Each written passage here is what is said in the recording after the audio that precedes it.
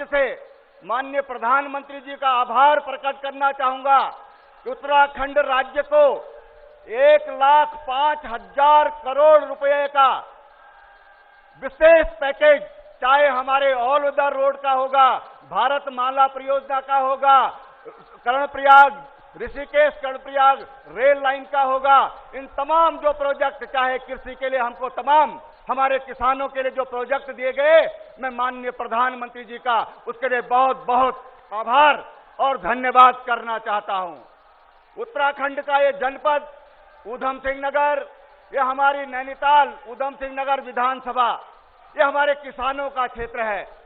माननीय प्रधानमंत्री जी ने हमारे किसानों के लिए, और यही नहीं, ये उत्तराखंड नहीं बल्कि देश के 13 करोड़ किसानों के लिए माननीय प्रधानमंत्री जी ने जो किसान सम्मान निधि आज किसानों को दी है, मैं उनके लिए भी माननीय प्रधानमंत्री जी का धन्यवाद करना चाहूंगा। जो हमारे देश में श्रमिक हैं, असंगठित क्षेत्र के श्रमिक हैं, कोई किसी के घर में काम कर रहा होगा, किसी की छोटी मोटी कोई दुकान होगी, कोई चमड़े का काम कर रहा होगा, कोई नाई का काम कर रहा होगा, कोई सिलाई का काम कर रहा होगा, माननीय प्रधानमंत्री जी ने श्रम योगी पेंशन योजना उनको दे करके और उनके भविष्य को सुरक्षित करने का जो काम किया है, मैं इसके लिए भी माननीय प्रधानमंत्री जी का बहुत बहुत आभार प्रकट करता हूं। मैं माननीय प्रधानमंत्री जी का इसके लिए भी आभार प्रकट करना चाहता हूं कि आज देश को उन्होंने अटल आयुष्मान जैसी योजना उन्होंने हमारे देश को दी है। देश के 10 करोड़ परिवारों को और 50 करोड़ की आबादी को दुनिया की सबसे बड़ी स्वास्थ्य योजना उन्होंने दी है। मैं उसके लिए भी माननीय प्रधानमंत्री जी का बहुत बहुत आभारी हूं।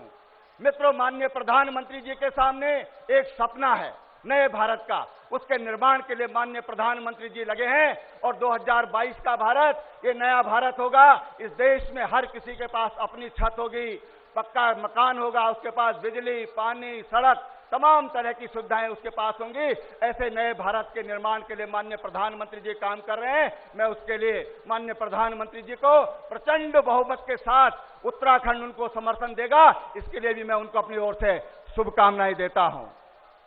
मैं 2 बातें और कहकर मित्रों अपनी बात समाप्त करूंगा कि आज हमारे सामने 2 प्रत्याशी हैं। एक कांग्रेस के जो इस राज्य के भ्रष्टतम मुख्यमंत्रियों में से रहे होंगे, चाहे शराब में डेनिश शराब के माध्यम से उन्होंने शराब का घोटाला किया होगा, उनका पीएस खुलेआम पकड़ा गया रिश्वत लेते हुए, चाहे खनन का घोटाला रहा होगा, अरबों रुपए की खनन की संपत्ति इस राज्य की उन्होंने लुटाई है, समाज कल्याण का घोटाला होगा, गरीब बच्चों की जो फीस होती है उसको खाने का उनका रिकॉर्ड होगा। और एक दूसरी तरफ भारतीय जनता पार्टी के प्रत्याशी हैं अजय भट्ट जी, एक बहुत गरीब घर में जिन्होंने कुल्ली का काम किया हो, जिन्होंने सब्जी बेच करके अपनी पढ़ाई लिखाई पूरी की हो, देश प्रदेश के यशस्वी मंत्री रहे, स्वास्थ्य मंत्री रहे, कोई दाग उनके ऊपर कभी नहीं लगा है। ऐसा प्रत्याशी आज भारतीय जनता पार्टी ने आपको दिया है। और से बहनों भाइयों, मैं आपसे कहना चाहता हूं कि आप ज्यादा दिन नहीं हुए हैं, आपका 271 करोड़ का NH-74 में जो मुआवजा घोटाला हुआ है, याद करिए, जिसमें 50 से ज्यादा लोग जेल के अंदर भेजे गए हैं। याद करिए उन दिनों को, किस तरह से यहां पर एक दूसरे रावत जी हैं, उनकी पर्ची चलती थी, डीएम उसके बगैर कोई काम करता नहीं था। याद करिए जरा उन दिनों को कि जब हर रोज यहां पर भ्रष्टाचार और भ्रष्टाचार हो रहा था और उत्तराखंड की जनता ने, उत्तराखंड के मतदाताओं ने हरीश रावत जी को हरिद्वार से भी हराया और यहां सितारगंज से भी हराया। वो याद करने की जरूरत है। ऐसे भ्रष्टाचारियों से मुक्त करने के लिए माननीय प्रधानमंत्री जी देश की सरकार चला रहे हैं। देश को ऐसी भ्रष्टाचार मुक्त सरकार उन्होंने दी है। और इसलिए मैं आपसे अनुरोध करना चाहूंगा कि एक साफ सुथरा जिसका 30 सालों का राजनीतिक जीवन है, ऐसे हमारे अजय भट्ट जी को, हमारे 5 प्रत्याशियों को आप विजयी बनाकर भेजेंगे। इन्हीं कामना के साथ मैं माननीय प्रधानमंत्री जी का एक बार बहुत शुभकामनाएं और उनको विश्वास दिलाता हूं कि उत्तराखंड की 5 सीटें हैं। जरा एक बार मुट्ठी बंद करके जरा हाथ खड़ा करिए, बोलिए नरेंद्र मोदी, नरेंद्र मोदी। ये जो मुट्ठी हमने बांधी है, ये 5 सीटें हैं। हम प्रधानमंत्री जी को ये आश्वस्त कर रहे हैं कि 5 की 5 सीटें जिताकर हम दिल्ली भेजेंगे। इसी कामना के साथ मैं बहुत बहुत शुभकामनाएं, बहुत बहुत धन्यवाद करते हुए अपनी बात समाप्त कर रहा हूं। भारत माता की। अब मैं भ्रष्टाचार के खिलाफ, अन्याय के खिलाफ, देशद्रोहियों के खिलाफ और आतंकवाद के खिलाफ केवल भारत के ही नहीं पूरे विश्व के सबसे ईमानदार चौकीदार आदरणीय नरेंद्र मोदी जी से निवेदन करूंगा, इस उत्तराखंड की जनता का आप यहां पर संबोधन करेंगे। आदरणीय मोदी जी।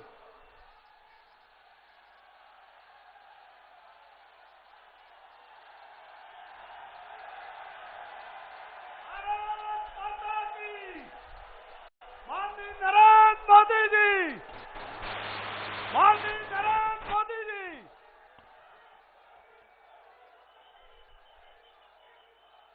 राज्य के मुख्यमंत्री श्रीमान त्रिवेंद्र सिंह रावत जी,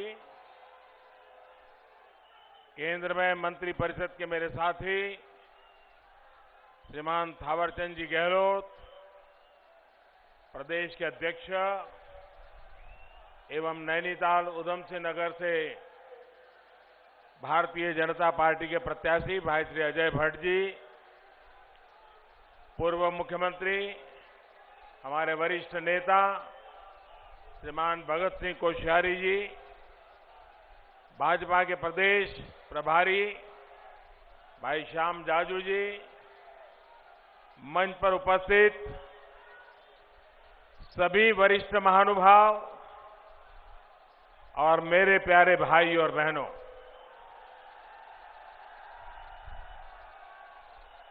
उत्तराखंड एक भाई बहनों के मेरू सादर नमस्कार।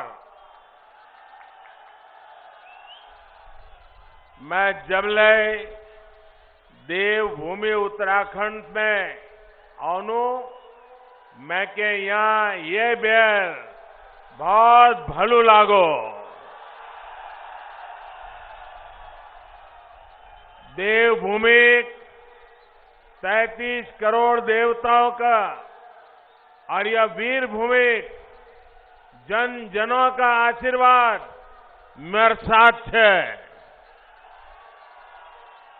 एक लीजी में उत्तराखंड जनता आभार व्यक्त करनो।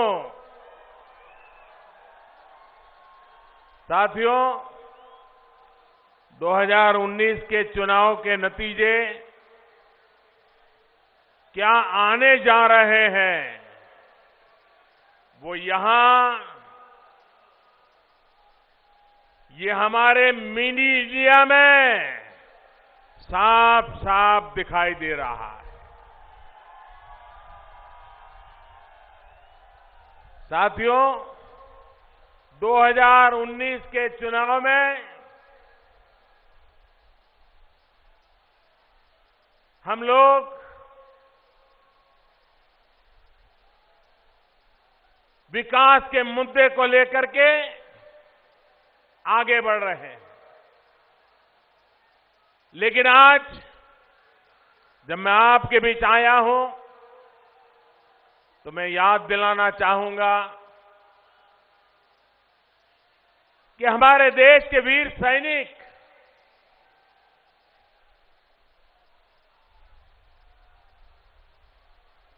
जिस प्रकार से उनको अपमानित किया जा रहा है, जिस प्रकार से उन्हें नीचा दिखाने का प्रयास कर रहे हैं,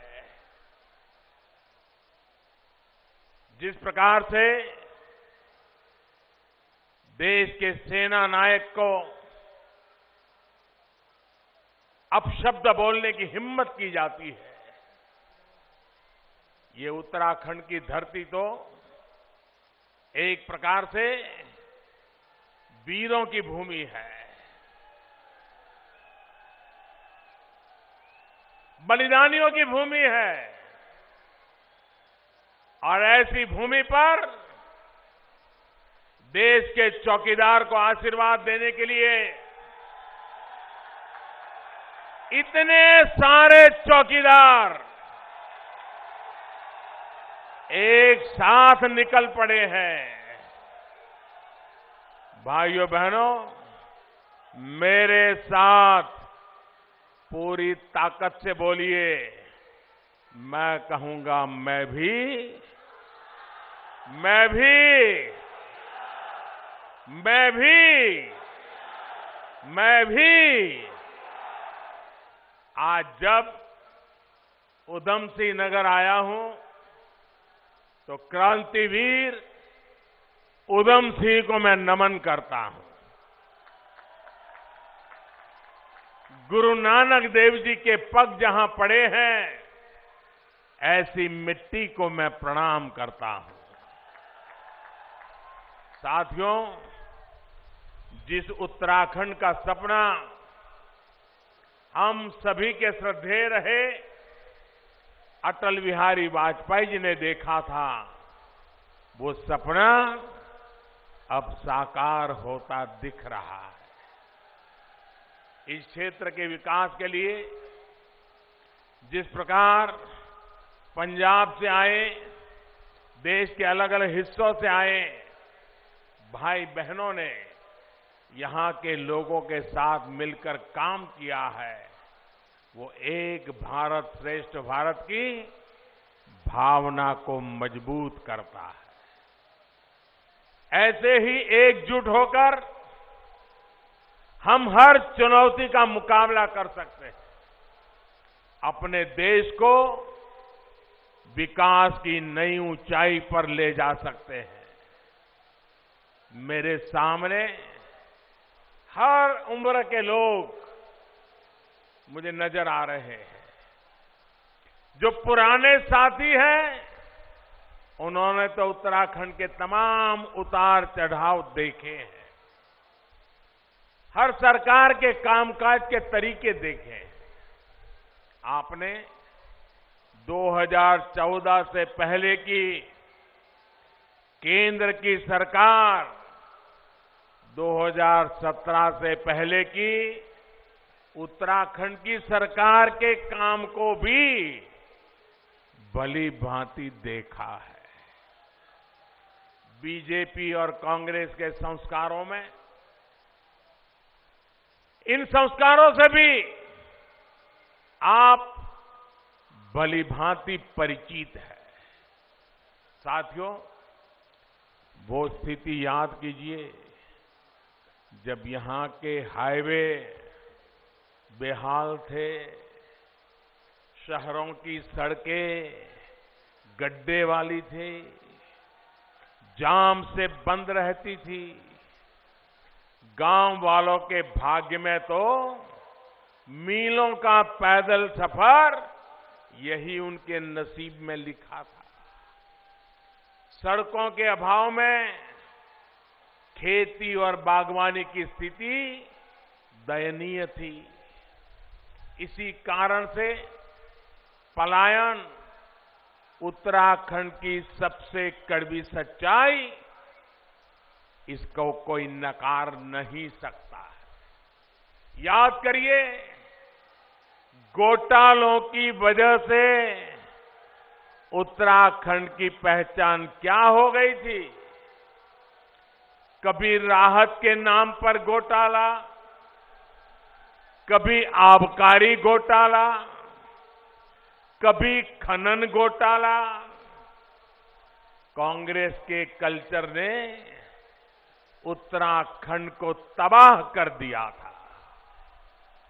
भाइयों और बहनों, आज जब नई आशा और नई उम्मीद की तरफ उत्तराखंड बढ़ चला है, तब मुझे ये बताइए कि यहां के युवाओं को पलायन करने के लिए मजबूर किसने किया था? यहां के नौजवानों को पलायन होने के लिए मजबूर किसने किया था? किसने किया था? किसने किया था? घोटाले किसने किए थे? बर्बादी कौन लाया था? 7 दशक तक भी उत्तराखंड के अधिकतर गांवों को सड़कों से वंचित रखने वाले कौन थे? जिस कांग्रेस ने आपके साथ इतनी बड़ी नाइंसाफी की, क्या ऐसी कांग्रेस को मौका मिलना चाहिए? ऐसी कांग्रेस को मौका मिलना चाहिए? ऐसे झूठे लोगों को, वादा खिलाफी करने वालों को सजा मिलनी चाहिए कि नहीं मिलनी चाहिए? सजा मिलनी चाहिए कि नहीं मिलनी चाहिए? सजा देंगे क्या? 11 अप्रैल को बटन दबा करके सजा देंगे क्या? साथियों, 2014 में जब आपने इस चौकीदार को अवसर दिया था, तो मैंने उत्तराखंड के कोने कोने तक विकास की रोशनी पहुंचाने का प्रण लिया था। लेकिन शुरुआत के 3 वर्षों में कांग्रेसी मानसिकता ने मेरे तमाम प्रयासों में अड़ंगे लगाने का ही काम किया। यहां जो तब मुख्यमंत्री थे, जो अब यहां से उम्मीदवार भी है, उनके पास काम क्या था? उनके पास दिल्ली दरबार में हाजिरी लगाने के अलावा फुर्सत ही नहीं थी। और वो तो सिर्फ एक परिवार के बेरोजगार का रोजगार पक्का करने के मिशन में ही जुटे थे। उनको उत्तराखंड के हजारों परिवारों के युवाओं के रोजगार की चिंता नहीं थी। लेकिन जब से भारतीय जनता पार्टी की सरकार बनी है, तब से एक नए उत्साह और तेज गति से अपने काम को हम लोगों ने आगे बढ़ाने की कोशिश की है। यहां बुनियादी सुविधाओं, सड़कों और कनेक्टिविटी की दूसरी सुविधाओं को जोड़ने में हमने व्यापक प्रयास किए हैं। साथियों, आज आप अपने आसपास देख रहे हैं कि 4 धाम ऑल वेदर रोड का कार्य तेजी से चल रहा है। भारत माला योजना के तहत यहां 600 किलोमीटर से अधिक के हाईवे पर काम किया जा रहा है।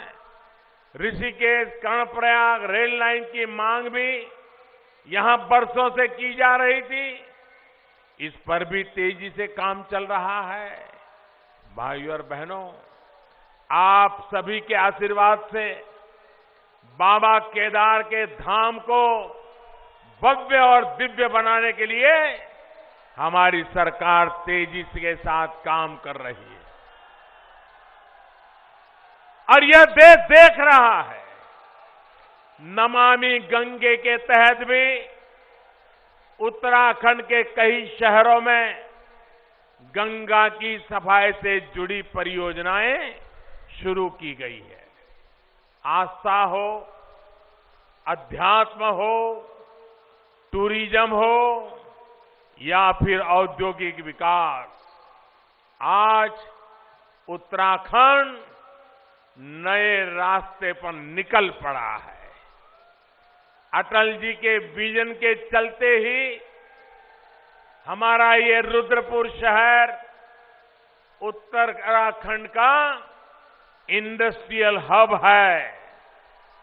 अब जिस गति से यहां इंफ्रास्ट्रक्चर का विकास किया जा रहा है, उससे और अधिक उद्योगों की, निवेश की संभावनाएं यहां बन रही है। साथियों, उत्तराखंड भारत की एक सुंदर परिभाषा जैसा है।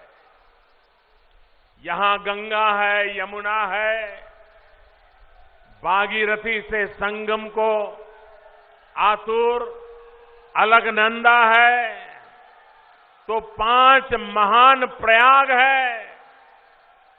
और बद्री केदार मिलाएं तो 4 धाम बनते हैं।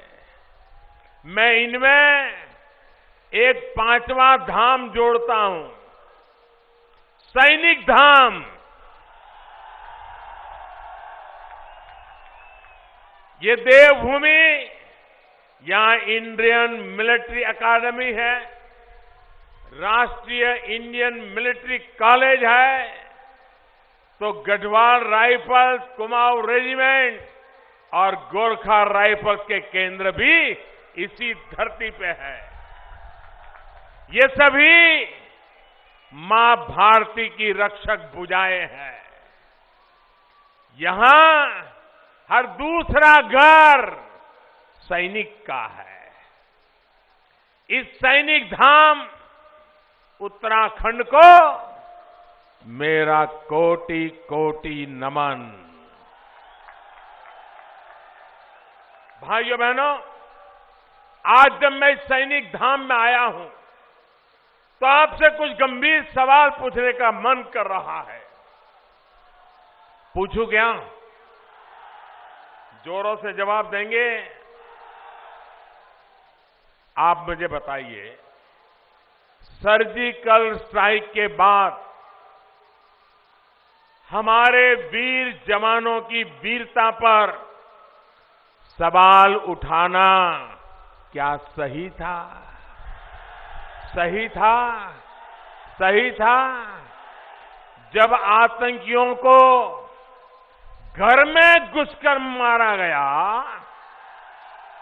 तो फिर हमारे वीर जवानों पर इस प्रकार के सवाल करना ठीक था क्या? ठीक था क्या? क्या हमारे सेना अध्यक्ष को गाली देना सही था क्या? क्या हमारे वायुसेना के अध्यक्ष को झूठ कहना उचित था क्या? भाइयों बहनों,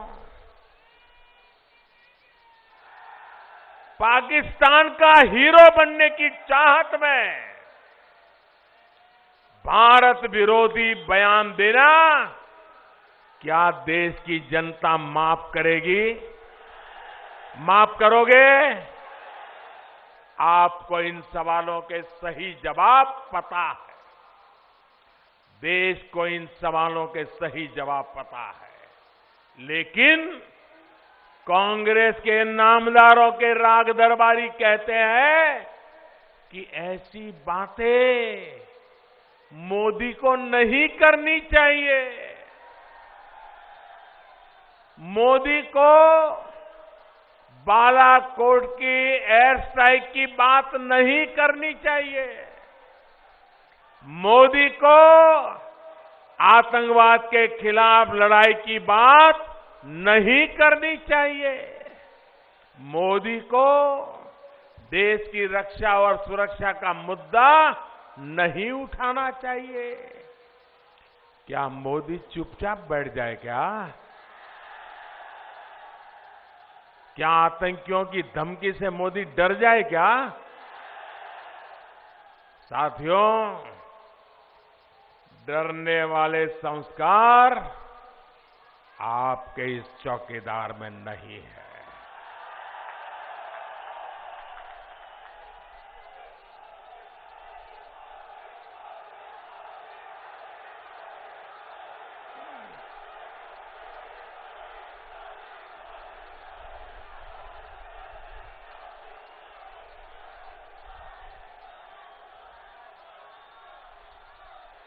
कान खोल करके सुन ले।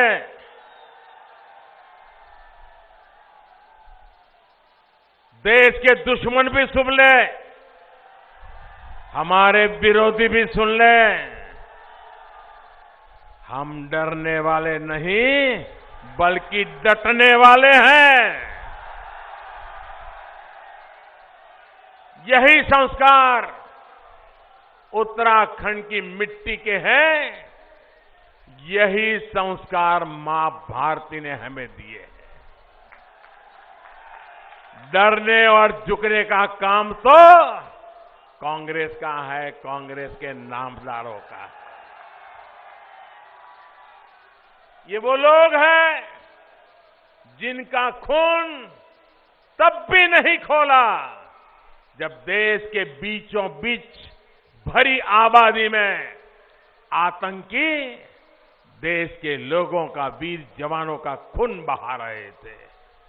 साथियों, देश की सेना हथियार मांगती थी, आधुनिक तोप मांगती थी, लड़ाकू विमान मांगती थी, बुलेट प्रूफ जैकेट मांगती थी, रात में देखने के लिए कैमरे मांगती थी, वन रैंक वन पेंशन मांगती थी और जवानों के सिर काटने वालों से बदला लेने की इजाजत मांगती थी। लेकिन मिलता था क्या?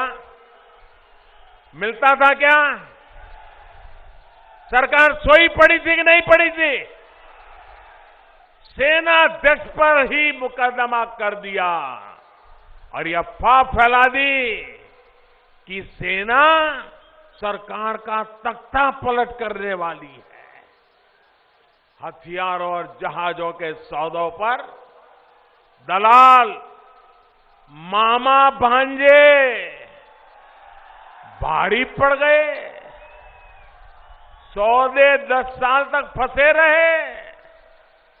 साथियों, हमारे पास जो अत्याधुनिक विमान आज है, उनको खरीदने की प्रक्रिया 80 के दशक में शुरू हुई। उसके बाद अटल जी की सरकार ने राफेल जहाज खरीदने की शुरुआत की थी, लेकिन कांग्रेस 10 वर्षों तक उस सौदे पर बैठी रही। क्यों? क्यों? क्योंकि मलाई नहीं मिल रही थी। मलाई कैसे निकाले, किस रास्ते से निकाले, किसकी की मदद से निकाले, इसी सोच में 10 साल बीत गए। हमारी सरकार ने वायुसेना की जरूरत को देखते हुए इस काम को आगे बढ़ाया और अगले कुछ महीने में ही राफेल हमारी सैन्य ताकत को मजबूत करेंगे। हाल ही में आपने देखा होगा कि नए और आधुनिक हेलीकॉप्टर सेना को मिल रहे हैं। जब इनकी सरकार ने हेलीकॉप्टर खरीदने का काम किया तो उसमें भी घोटाला कर दिया और इसकी जांच चल रही है। मिशेल मामा कोर्ट में राज उगल रहा है और इनका पसीना छूट रहा है। बॉफोर्स के साथ क्या हुआ था, ये भी आप अच्छी तरह जानते हैं। आज दशकों बाद भारत को देश में ही बनी आधुनिक तोपें मिल रही है, अत्याधुनिक राइफल्स हमारे जवानों को मिलनी तय हुई है, बुलेट प्रूफ जैकेट दिए जा रहे हैं। ये सारा सामान सेना कांग्रेस की सरकार से मांग रही थी, लेकिन उन्होंने कोई चिंता नहीं की, क्योंकि ध्यान सुरक्षा के बजाय मलाई खाने पर लगा हुआ था। भाइयों और बहनों, यही कांग्रेस है जिसने पूर्व सैनिकों को दशकों तक धोखे में रखा, वन रैंक वन पेंशन के लिए लटकाए रखा। सच्चाई ये थी कि इन्होंने ओआरओपी के नाम पर सिर्फ 500 करोड़ रुपए का बजट रखा। 500 करोड़। हमारी सरकार ने अपने वादे के मुताबिक वन रैंक वन पेंशन को मंजूरी दी और उसके तहत 35,000 करोड़ रुपए पूर्व सैनिकों तक पहुंचा दिए। 35,000 करोड़। कांग्रेस का बजट था 500 करोड़, हमने चुकवाए 35,000 करोड़। कितने कितने कितने? अब कांग्रेस की बातों पर कोई भरोसा करेगा क्या? क्या 500 करोड़ से वन रैंक वन पेंशन होता क्या? 35,000 करोड़ लगा हमें। झूठ बोलते चले जा रहे हैं। साथियों, कांग्रेस कभी लोगों की भावनाओं को समझ ही नहीं सकती। मत भूलिए, अगर कांग्रेस ने चाहा होता तो हमारी श्रद्धा का स्थल, हमारा तीर्थ, हमारा करतारपुर साहिब आज भारत में होता। लेकिन अपने स्वार्थ के लिए सोचने वाली कांग्रेस को दूसरों की परवाह कहां है? साथियों, कांग्रेस ने जो काम देश के लोगों के साथ किया, जो सुलूक देश के जवानों के साथ किया, वही काम इन्होंने किसानों के साथ किया, गरीबों के साथ किया। नारे दिए, वोट लिए और फिर भूल गए। 4 पीढ़ी पहले गरीबी हटाने का जो वादा कांग्रेस ने किया था, वही वादा इस चुनाव में भी दोहरा रहे हैं। ये कांग्रेस के झूठ का, कांग्रेस की सोच का, उसकी असफलता का सबसे बड़ा सबूत है। भाइयों और बहनों, कांग्रेस इसलिए नाकाम रही है क्योंकि वो जो भी करती है उसमें गंभीरता नहीं होती, अधूरापन होता है। 72 साल तक गरीबों से गद्दारी करने वाली कांग्रेस कभी गरीबों के बारे में नहीं सोच सकती।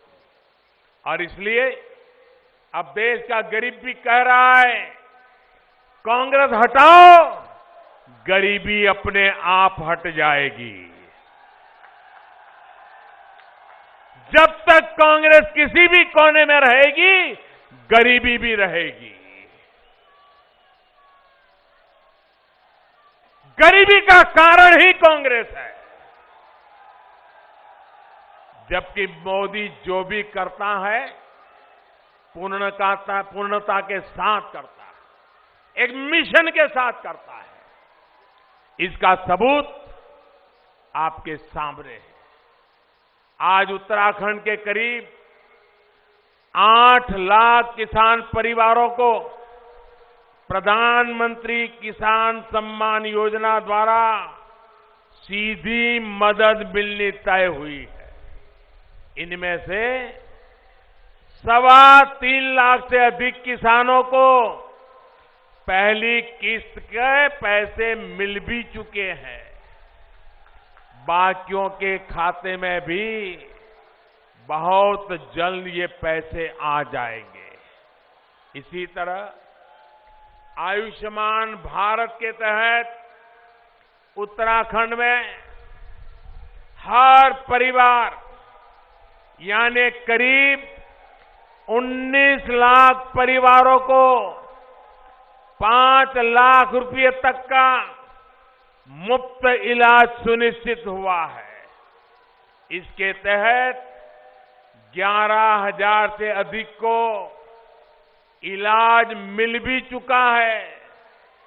यहां रुद्रपुर में मेडिकल कॉलेज का विस्तार किए जाने से भी आपको लाभ हुआ है। प्रधानमंत्री आवास योजना के तहत उत्तराखंड के गांवों में करीब 40,000 गरीबों के घर बन चुके हैं। इनमें से करीब 10,000 यहीं इसी जिले में ही बने हैं। और जिनको मैं उन सबको भी कहना चाहता हूं, जिनको अभी घर नहीं मिला है, उनको भी घर देने की जिम्मेवारी मेरी है। 2022 डंके की चोट पर कह रहा हूं, 2022 आजादी के जब 75 साल होंगे, इस देश में कोई परिवार पक्के घर के बिना नहीं होगा। ये मेरा संकल्प है। इसी प्रकार उज्ज्वला योजना का लाभ यहां की 3.5 लाख माताओं बहनों को मिल चुका है। जो परिवार बचे हैं उन्हें भी बहुत ही जल्द धुएं से मुक्ति मिलने वाली है। साथियों, एक और बड़ा और ऐतिहासिक काम हमारी सरकार ने किया है, जिसका बहुत बड़ा लाभ उत्तराखंड के युवाओं को होना तय है। इतिहास में पहली बार सामान्य वर्ग के गरीबों को 10% आरक्षण सुनिश्चित किया गया है। इतना ही नहीं, उसको लागू भी कर दिया गया है। भाइयों और बहनों, ये तमाम बड़े बड़े काम अगर हुए हैं तो इसके पीछे कौन है? ये सब कैसे संभव हुआ है? कैसे संभव हुआ है? ये सब कैसे हो सकता है? विकास कैसे हो सक रहा है? इसके पीछे कौन है? क्या कारण है? जी नहीं, इसके पीछे मोदी कारण नहीं है। ये मोदी के कारण नहीं, ये सब हो रहा है आपके एक वोट के कारण। ये आपके वोट की ताकत है और इसी के कारण 5 साल से देश को मुसीबतों से बाहर निकाल करके आगे बढ़ाने का एक के बाद एक कदम संभव हुआ है। 11 अप्रैल को आपका एक एक वोट नए भारत का भविष्य तय करने वाला है। भाजपा प्रदेश अध्यक्ष एवं नैनीताल उधमसिंह नगर से बीजेपी के प्रत्याशी श्री अजय भट्ट जी को दिया आपका हर वोट मोदी को मजबूत करेगा। आपका हर वोट विकास के नाम पर पड़ेगा, चौकीदार के विश्वास पर पड़ेगा। और इसलिए आप जब कमल का बटन दबाएंगे, आप मान के चलिए वो वोट सीधा सीधा मोदी को मिलने वाला है। भारी मतदान करेंगे, गर्मी होगी तो भी मतदान करेंगे, सुबह जलपान से पहले मतदान करेंगे, 10 बजे के पहले बूथ का पूरा मतदान कर देंगे, पक्का करेंगे। आपने जो भरोसा दिया है और आपने मुझे हर बार सहयोग दिया है, मेरे हर शब्द को आपने ताकत दी है, मैं उत्तराखंड का रण कभी भूल नहीं सकता हूं भाइयों, कभी भूल नहीं सकता हूं। मुझे 1 महीने पहले यहां आना था, आ नहीं पाया, मैंने वादा किया था मैं आऊंगा। आया कि नहीं आया? वादा निभाया कि नहीं निभाया? ये मोदी है, जुबान का पक्का है। आप खुश हैं? आपके आशीर्वाद है? मेरे साथ बोलिए, भारत माता की, भारत माता की। आप इतनी बड़ी तादाद में आशीर्वाद देने आए, मैं आपका बहुत बहुत आभारी हूं।